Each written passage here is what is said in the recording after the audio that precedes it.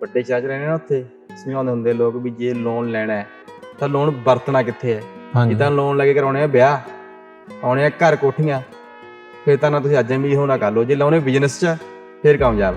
ਹੁਣ ਜੇ ਆਪਾਂ ਵੀ ਮੱਝ ਵੀ ਚਲੋ ਚਾਹੇ ਪੈਸੇ ਲੈ ਕੇ ਆਪਾਂ ਕਰਦੇ ਹਾਂ ਤਾਂ ਪਰ ਉਹਦਾ ਮੁੱਲ ਮੋੜੂਗੀ ਨਾ ਜੀ।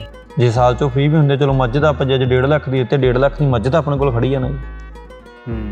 ਮੈਂ ਤਾਂ ਇਹ ਵੀ ਕਹਿਣਾ ਵੀ ਜਿਹੜਾ ਬਾਹਾਂ ਠੇਕੇ 'ਤੇ ਲੈਂਦੇ ਹੈਗੇ ਠੇਕੇ ਤੇ ਲੈਣ ਨਾਲੋਂ ਜੇ ਨੌਜਵਾਨ ਆਪਦਾ ਡੇਅਰੀ ਦਾ ਕਿੱਤਾ ਕਰਨ ਤਾਂ ਵਧੀਆ।